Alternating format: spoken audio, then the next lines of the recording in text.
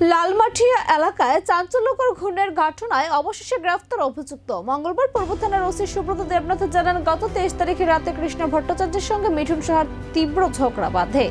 অভিযোগ, সেই ঝগড়ার জেরে মিঠুন সাহা কোদাল দিয়ে আঘাত করে কৃষ্ণ ভট্টাচার্যকে খুন করে। ঘটনার পর থেকেই তদন্তে নামে পূর্ব থানার পুলিশ। সন্দেহের ভিত্তিতে মিঠুন সাহাকে আটক করা হয়। পুলিশ সূত্রে খবর, 4 দিনের রিমান্ডের জিজ্ঞাসাবাদের সময় অভিযুক্তের খুনের কথা স্বীকার করেছে। মঙ্গলবার রিমান্ড শেষে অভিযুক্তকে আদালতে তোলা হবে বলে জানিয়েছে পূর্ব থানার ওসি সুব্রত দেবনাথ।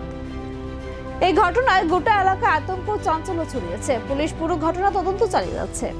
দেখুন, গত 22 তারিখ এবং 23 তারিখের মাঝখানে 22 গভীর রাত্রে আমাদের গোলবাজার লালমাটিয়া বিপণী বিতানে আমাদের কাছে সকালে খবর আছে একটা ডেড বডি পাওয়া গেছে। তো অ্যাকর্ডিংলি ওসি মহারাজগঞ্জ বাজার এবং আমাদের সাথে সাথে ঘটনাস্থলে আমরা ডেড বডিকে রিকভার করি এবং একটা ইনভেস্টিগেশন শুরু করি। তারপরে ইনভেস্টিগেশনে আমরা পোস্টমর্টম রিপোর্ট কালেকশন করি। পোস্টমর্টম রিপোর্ট কালেকশন করে দেখা যায় যে এটা বডিটা ইন্টারনাল হ্যামারেজ ছিল, ইন্টারনাল ইনজুরি ছিল। তারপর সাথে সাথে আমরা ইনভেস্টিগেশনে একজনকে, তার মিঠুন সাহা, তাকে আমরা আটক করি। যে ডেড বডি ডিসিজড ছিল কৃষ্ণ ভট্টাচার্য আলাস চন্দন, ওর বাড়ি প্রতাপগড় এলাকাতে।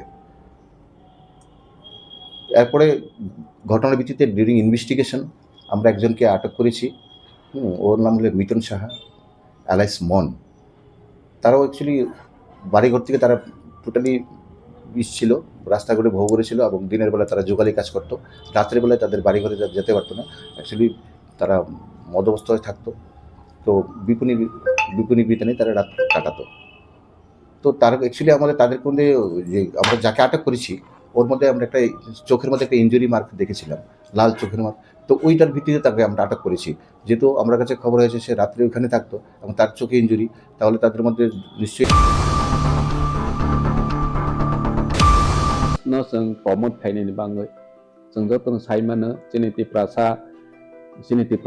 एक समय आगरतला थाङै रिगनाय काङै गुरि खांगे साकसानो ब्लै लाचि जागो हेबा महाराज फाइमानि यागोल जों जेनेति प्रासानि ट्रेडिशनल ड्रेस न जों जेबाबे प्रमोट